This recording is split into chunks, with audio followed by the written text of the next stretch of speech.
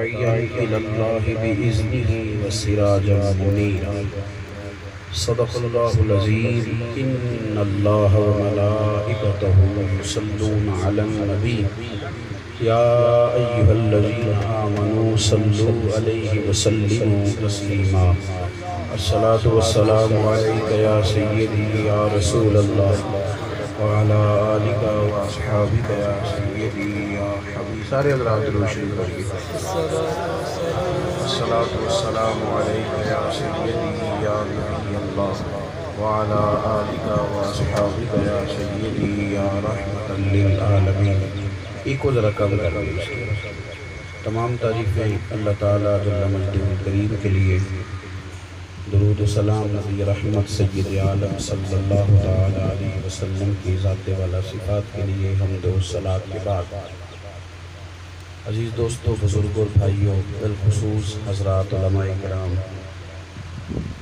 محفل میلاد مصطفیٰ صلی اللہ تعالیٰ علیہ وسلم کے عنوان سے سجائی گئی اس محفل مبارکہ میں ربیع الاول شریف کی پہلی تاریخ کو میں اور آپ یہاں حاضر ہیں اللہ تعالیٰ ہماری حاضری کو قبولیت کا شرف عطا فرمائے اللہ دولت اخلاص نصیب فرمائے ہماری کمزوریوں سے کوتاہیوں سے اللہ تعالیٰ درگزر فرمائے جیسا کہ ابھی محترم نورانی صاحب نے آپ کو بتایا کہ انشاءاللہ میری گفتگو کے بعد بھی محفل جاری رہے گی اور محفلیں شخصیات کی نہیں نظریات کی ہوتی ہیں حضور کے نام کی محفل ہے نا تو لوگ آئیں گے بھی جائیں گے بھی تو میری بات کے بعد بھی آپ تشریف رکھیں گے اور انشاءاللہ اس کے بعد جو پروگرام ہے اس کو ضرور سنیں گے اس لیے کہ محفلیں سرکار کے نام کی میں تھوڑی میری مجبوری ہوتی ہے اب تو نیند بھی صرف گاڑی میں ہی آتی ہے وہی رہ گئی ہے نیند بہت دیر سے رات کو گھر آیا تھا اور آپ تک پہنچنے کے لیے مجھے پھر 9 بجے تیاری کرنی پڑی اور ابھی مجھے جڑاں جانا ہے پھر فیصل آباد جانا ہے پھر کل 4-5 جگہ پہ اور مجھے جانا ہے اس کے باوجود بھی میں روزانہ 2-3 درجن لوگوں کو ناراض کرتا ہوں 2-3 درجن لوگ ناراض ہوتے ہیں مجھ سے کہ بھئی آپ کو کہا تھا پائے نہیں اللہ تعالیٰ ہمارے حال پہ رحم فرمائے اور پھر دعا کریں اللہ ہماری کوتاہیوں سے درگزر فرمائے عزیز دوستو قرآن مجید نے نبی پاک صلی اللہ تعالیٰ علیہ وسلم کی شان بیان کی تھوڑی ایک اور کم ہو جائے جی ذرا سادہ ہو جائے پھر ارشاد فرمایا کہ اے محبوب علیہ السلام جعلناک شاہدا و مبشرا و نذیرا اے محبوب بے شک ہم نے آپ کو خوشخبری دینے والا ڈر سنانے والا گواہ بنا کے بھیجا ہے اور وداعیا الی اللہ باذنہ ہم نے آپ کو اللہ کی طرف دعوت دینے والا بنا کے بھیجا ہے اس کے حکم کے ساتھ وسراجا منیرا اور ہم نے آپ کو چمکتا ہوا آفتاب بنا کے بھیجا ہے نبی پاک صلی اللہ تعالیٰ علیہ وسلم کی ہر شان ہی بڑی بلند ہے ہر شان حضور اگر شاہد ہیں گواہ ہیں تو کمال گواہ ہیں صرف اپنی امت پر نہیں قیامت کے دن اللہ کے محبوب نبیوں پر بھی گواہ بنیں گے حضور کی گواہی نبیوں کے حق میں سنی جائے حضور اگر نذیر ہیں تو پھر بھی کیا ہی بات ہے مولانا امین صاحب آپ اوپر آ جائیں گے اسٹیج پہ مفتی صاحب آ جائیں آپ اگر نذیر ہیں تو پھر بھی کیا بات ہے حضور بشیر ہیں تو اس کی بھی کیا بات لیکن ایک جو میرے نبی پاک صلی اللہ علیہ وسلم کی شان ہے ہر شان ہی بے مثال ہے لیکن ایک شان جس کو قرآن مجید نے کہا وداعیا الی اللہ میری طرف دیکھیے جی وداعیا الی اللہ حضور دعوت دیتے ہیں اللہ کی طرف نبی پاک دعوت دیتے ہیں ہمارا یہ جو دور ہے یہ افراط و تفریط کا دور ہے توحید کا نام لے کے معاذ اللہ چھوڑ ہی دیا کہنے لگے توحید کا معنی یہ ہے کہ کسی نبی ولی کی ضرورت ہی نہیں رہی معاذ اللہ انہوں نے بھی بڑی کمزوری دکھائی بڑا ظلم کیا اللہ کے محبوب بندے اللہ کے پیارے بندے ان کی نفی کر دی ساری لیکن ایک گروہ اور بھی تیار ہوا جس نے کہا کہ سارا کچھ شاید تویز آ گئی ہے سارا کچھ شاید جادو ٹو نہیں ہے سارا کچھ شاید یہ جو پیر بیٹھا ہے 5-6 کلو پیتل اور سونا پہن کے سارا کچھ شاید یہیں سے ملے گا یہ افراط و تفریط ہے اہل حق کا مذہب یہ ہے کہ اللہ وحدہ لا شریک ہے لیکن وہ اپنے نبیوں کو علم دیتا ہے تو اپنی عطا سے دیتا ہے، اپنے بندوں کو قوتیں دیتا ہے تو اپنے فضل سے دیتا ہے، انہیں بااختیار کرتا ہے تو اپنے فضل سے کرتا ہے۔ میرا اور آپ کا جس دور میں وقت گزر رہا ہے یہ ٹینشنوں کا دور ہے، پریشانیوں کا زمانہ ہے۔ اس زمانے کے اندر لوگ تیزی سے کمزور ہو رہے ہیں۔ ایک تو وہ کمزوری تھی جو جاہل صوفیاء نے پھیلائی، اب ایک کمزوری ہمارا میڈیا پھیلا رہا ہے۔ وہ کہتا ہے کہ ٹیکنالوجی آپ کے پاس نہیں ہے، آپ آگے کیسے بڑھیں گے؟ آپ کے پاس فن صنعت و حرف کے معاملات بڑے خراب ہیں، آپ سائنس کے معاملے میں بہت پیچھے ہیں، کیسے آگے جائیں گے؟ ساری باتیں کرنی چاہیے، لیکن ایک بات اچھی طرح ذہن میں رکھیں کہ نہ آپ نے کسی فقیر کے کہنے پر اپنا عقیدہ کمزور کرنا ہے، اور نہ آپ نے کسی بھی قسم کی ایسی بدشگونی کا شکار ہونا ہے۔ مسلمان تیزی سے، بالخصوص جو مذہب سے تعلق رکھنے والے لوگ ہیں، میں دیکھتا ہوں کہ سہمے سے اور پریشان سے کہ شاید ہم معاشرے کا وہ طبقہ ہیں کہ جو کوئی کمزور لوگ ہوتے ہیں۔ میں رات ایک مدرسے کی دستار فضیلت تھی تو میں وہاں طالب علموں سے کہہ رہا تھا کہ آپ دین کے طالب علم میں آپ کیوں شکوہ کرتے ہیں کہ لوگ ہماری عزت نہیں کرتے تو نہ کریں۔ آپ دنیا کی وہ واحد جماعت ہیں کہ پہلے دن قرآن و سنت کی تعلیم حاصل کرنے کے لیے گھر سے نکلتے ہو تو اللہ کے فرشتے تمہارے پیروں کے نیچے پر بچھا دیتے ہیں۔ ہمیں پہلے دن اتنے پھول مل رہے ہیں، تم کیوں پریشان؟ اسی طرح کا معاملہ مسلمانوں کے ساتھ۔ اچھی طرح سمجھیں کہ آپ طاقتور ہیں، اور اس طاقت کی بنیاد کیا ہے کہ آپ کے ہاتھ کے اندر اللہ کی توحید کا دامن ہے اور رسول اللہ کی رسالت کا دامن ہے۔ حضور و داعیے اللہ ہیں، اللہ کی طرف دعوت دینے والے۔ یہ جو آج کہا جاتا ہے نا جی سارے کسی نہ کسی رنگ میں اللہ کو ہی پکارتے ہیں، جاہل صوفی آ گیا، شاعر آ گیا، قوال آ گیا، کوئی سیاستدان بھی، یہ سارے روح اللہ کے ہی ہیں۔ او پاگلو، اگر سارے روح اللہ کے ہی تھے اور معاذ اللہ جو جس حضور بتوں کے خلاف جہاد کیوں فرماتے رہے؟ پھر وہ بھی تو کسی کو پکار ہی رہے تھے، لیکن حضور نے دعوت توحید دی، کہا لا الہ الا اللہ کے سوا کوئی معبود نہیں ہے۔ تو اپنے عقائد کو، اپنے نظریات کو، اپنے افکار کو خوب مضبوط رکھنا ہے آپ حضرات نے۔ یہ محفل میلاد جو ہے نا یہ توحید باری تعالیٰ کا اعلان کرتی ہے، یہ بتاتی ہے کہ جو پیدا ہوتا ہے وہ خدا نہیں ہوتا، ہمارے نبی پیدا ہوئے ہیں، لہذا حضور خدا نہیں ہے۔ یہ توحید باری تعالیٰ کا اعلان کرتی ہے محفل میلاد۔ تو میرے بھائی اپنے مضبوط نظریات پہ آپ نے کہا، صحابہ کرام بڑے خوبصورت لوگ تھے، جو حضور نے کہہ دیا انہوں نے چپ کر کے مان لیا اور اپنے عقیدے مضبوط رکھے۔ ابھی تک ہمارے دیہاتوں میں یہ بات چلتی ہے۔ ایک جگہ بڑی سخت لڑائی ہوئی تو معلومات کرنے پہ پتہ چلا کہ میاں باہر نکلنے لگے تھے تو بیوی نے پیچھے سے آواز دے دی تو اس نے ڈنڈا اٹھا لیا، کہتے تینوں نہیں پتا پچھوں آواز نہیں دے دی منوس ہوں ہے۔ کیا فضول معاملہ ہے جی، کالی بلی رستہ کاٹ گئی، تو اگر کالی گاڑی کاٹ جائے تو پھر کیا کرنا چاہیے؟ جانا چاہیے، آ جانا چاہیے۔ اپنے نظریات میں مضبوطی پیدا کریں، اپنے افکار، آپ توحید باری تعالیٰ کے ماننے والے ہیں۔ آپ غور کریں کہ نبی پاک صلی اللہ علیہ وسلم صحابہ کو بدر کی جانب لے کے جا رہے تھے تو پوچھ لیا کسی نے، ان کے پاس تو 1000 آدمی ہے، تلواریں ہیں، لشکر ہے، آپ کے پاس کیا ہے؟ میرے نبی پاک فرمانے لگے ہمارے ساتھ ہمارے رب کی مدد ہے، ہمارے ساتھ ہمارے اللہ کی مدد ہے۔ اس مدد کو دیکھیں، غار ثور جن لوگوں نے زیارت کی ہے وہ جانتے ہیں کہ اس طرف وہ بڑا سوراخ ہے، اور اکثر بزرگوں کے نزدیک اس طرف سے کفار آئے تھے۔ بالکل وہ دروازے تک پہنچ گئے، عین دروازے تک آ گئے، دشمن دروازے تک آ گیا، اور ان کے پیر جناب صدیق اکبر رضی اللہ تعالیٰ عنہ کو نظر آنے لگے۔ اس عالم میں حضرت صدیق اکبر پریشان ہوئے کہ حضور یہ تو آ گئے ہیں، آپ کو تکلیف پہنچائیں گے، یعنی بالکل دروازے پہ آ گئے، یعنی عین اس وقت جب ڈاکٹر کہہ دے یہ بندہ بچ نہیں سکتا، عین اس وقت جب آپ کی رپورٹ کہہ دے کہ آپ کا آخری ہفتہ چل رہا ہے، پھر اپنے عقیدے کو چیک کرنا، پھر اپنے نظریات کو دیکھنا، پھر اپنے افکار کا وضو کرنا، پھر کمال ہوتا ہے۔ اس وقت بنیاد ہوتی ہے کہ انسان سوچتا کیا ہے، بولتا کیا ہے، یا رسول اللہ یہ تو آ گئے، حضور انہوں نے تو جھک کے پیروں کی طرف سے ہمیں دیکھا تو یہ تو دیکھ لیں گے۔ حضور نے کیا فرمایا؟ فرمایا لا تحزن تو غم نہ کر. بھئی ان کے پاس تلواریں ہیں، ہم خالی ہاتھ ہیں، وہ اتنے سینکڑوں ہیں، ہم 2 لوگ ہیں، غم نہ کر. یعنی لوگ کہہ دیتے ہیں نا جناب آپ نے یہ تو کہہ دیا کہ انشاءاللہ ہو جائے گا، پر کیسے ہوگا؟ تو حضور نے داعی اللہ کی شان کے ساتھ جو ہماری تربیت فرمائی اس کو آپ سمجھیں. فرمایا لا تحزن، ابو بکر غم نہ کریں. دلیل کیا ہے؟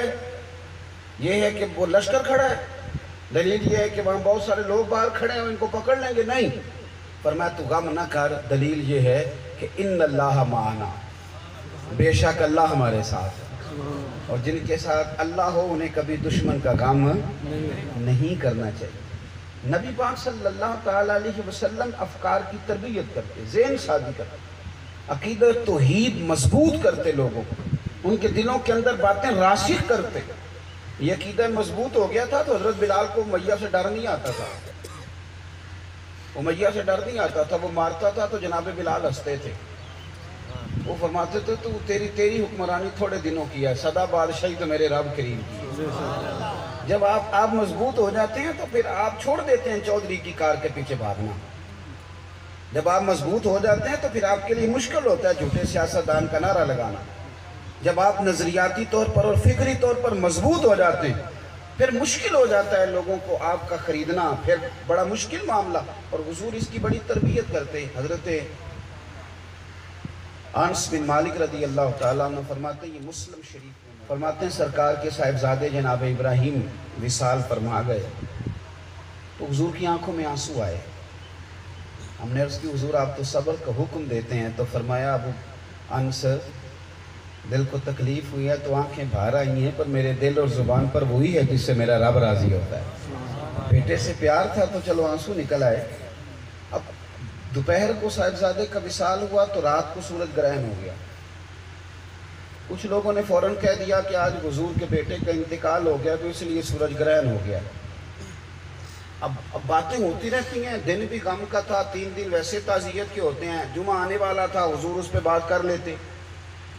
آج دوپہر لوگوں نے کہا، آج دوپہر کو کہ جناب سرکار کے بیٹے کا وصال ہوا تو سورج گرہن ہوا ہے. نبی پاک نے فرمایا سارے مسجد میں جمع کرو ان کو. آج ہی کہا ہے انہوں نے، انتظار نہیں کیا جمعہ آئے گا تو خطبہ پڑھیں گے. سب لوگ مسجد میں آ گئے، حضور نے خطبہ دیا اور لوگوں کو بتایا کہ تم عقیدہ توحید کے ماننے والے، اتنی جلدی تم ڈپریشن کا شکار ہو جاؤ گے، اتنی جلدی پریشان ہو جاؤ گے. جو تمہیں رات کو ٹی وی پہ خبر بتا دی جائے گی تو تمہیں ساری رات نیند نہیں آئے گی، اتنی جلدی تم پریشان ہو گئے.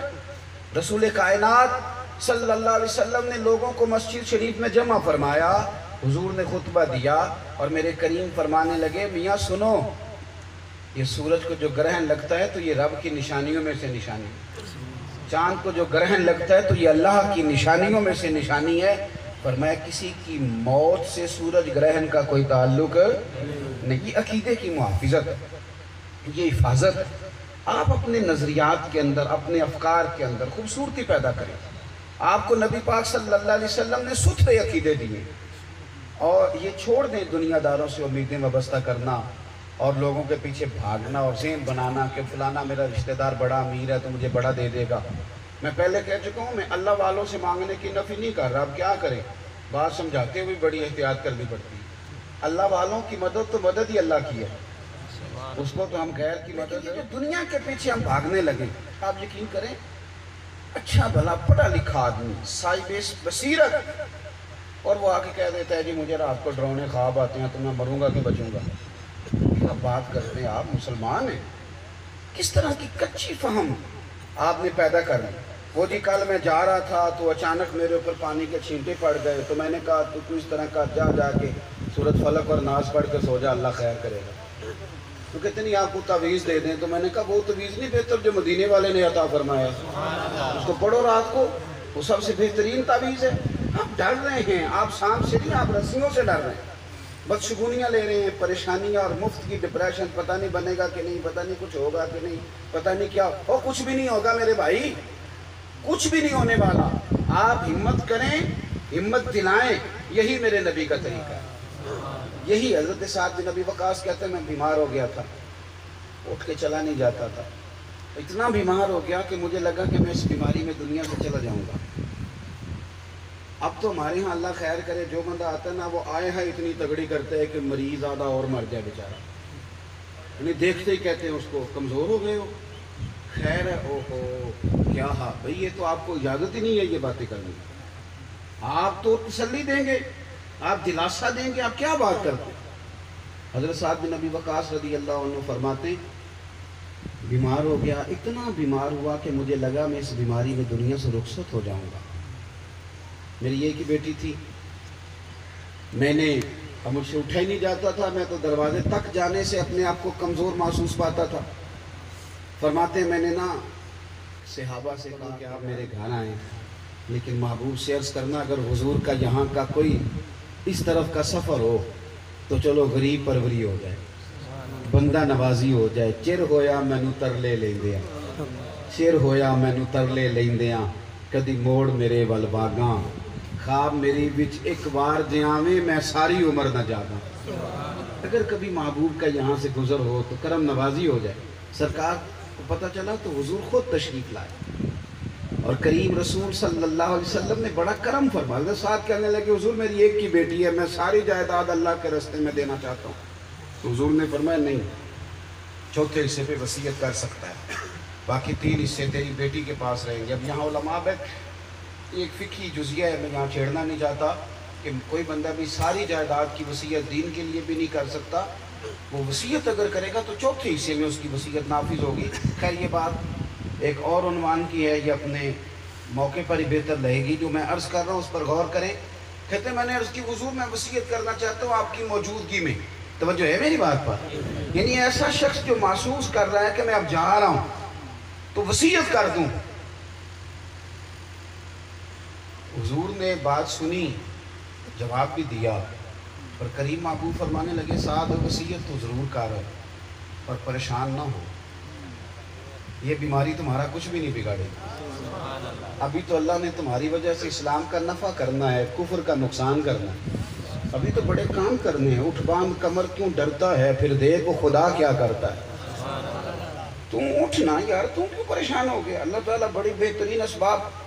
حضرت سعد بن ابی وقاص کہتے ہیں مجھ سے اٹھ کے کھڑا نہیں ہو جاتا تھا، لیکن پیارے حبیب صلی اللہ علیہ وسلم نے جب یہ فرمایا نا کہ کچھ بھی نہیں ہوگا، تو آپ فرماتے ہیں زور کے وقت عصر کی نماز میں نے کھڑے ہو کے ادا کی، کھڑے ہو کے میں نے نماز ادا کی۔ تو آپ سنیں، وقت زیادہ نہیں ہے، عصر کی اذانیں تقریباً 4 بجے شروع ہو جاتی ہیں، تو میں ویسے بھی بڑی تھوڑی بات کرنا چاہ رہا ہوں، آپ غور کریں۔ ایک آدھ بات اور عرض کرتا ہوں۔ حضرت مولا علی شیر خدا، حضرت علی فرماتے ہیں میں بڑا کمزور ہو گیا، ٹانگوں میں تکلیف ہو گئی اور بڑا پریشان ہوا۔ مسند امام احمد بن حنبل میں آپ کو یہ روایت ملے گی۔ حضرت مولا کائنات کرم اللہ تعالی وجہ الکریم خود فرماتے ہیں کہ میں اس قدر زیادہ اپنے آپ کو کمزور محسوس کرنے لگا کہ میرا وجود کانپتا تھا۔ حضور تشریف لائے، وہ جو ہے نا میری بات پر، کریم محبوب تشریف لائے، اور حضور مسکرا کے فرمانے لگے کچھ بھی نہیں ہوگا۔ فرمایا علی تم اس وقت دنیا سے جاؤ گے جب تمہاری داڑھی خون سے رنگین ہوگی۔ آپ فرماتے ہیں کہ وقت گزر گیا، سالوں بیت گئے، ایک وقت پھر آیا کہ میں بیمار ہوا، تو بعض لوگ پھر مجھے کہنے لگے کہ آپ بڑے علیل ہیں، جانے کیا بنے گا۔ حضرت علی مرتضیٰ فرمانے لگے تم فکر نہ کرو، یہ بیماری میرا کچھ نہیں بگاڑے گی، مجھے اللہ شفا دے گا، کیونکہ حضور نے فرمایا تھا علی داڑھی لہو سے بھرے گی، یعنی کوئی خنجر چلائے گا، کوئی تلوار چلائے گا، لہو نکلے گا تو میں دنیا سے جاؤں گا، پر میں اس بیماری سے میرا رب میری حفاظت فرمائے۔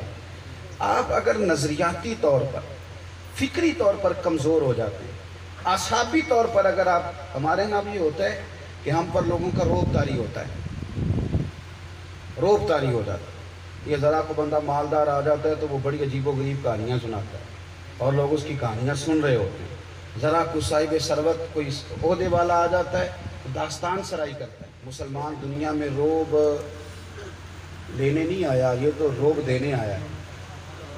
حضور نے فرمایا اللہ تعالیٰ نے روب کے ساتھ تو میری مدد فرمائی ہے، فرمایا میں تو ابھی 1 مہینے کی مسافت پہ ہوتا ہوں تو میرا دشمن کانپ رہا ہوتا ہے۔ اس لیے اپنے نظریات کو، اپنے عقائد کو، اپنے افکار کو آپ مضبوط کریں۔ اگر افکار مضبوط ہوں گے نا تو انشاءاللہ تعالیٰ کوئی کچھ بھی نہیں بگاڑے گا۔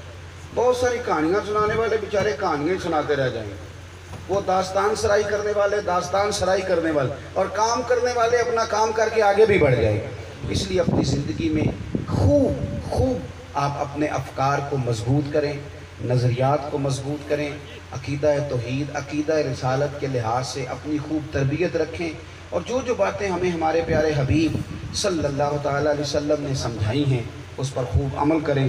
دعا کرتا ہوں جو میں کہہ سکا اللہ اسے قبول فرمائے، اور گفتگو کے درمیان جہاں ہم بھول گئے اللہ ہم سے درگزر فرمائے۔ آخر دعوانا الحمدللہ۔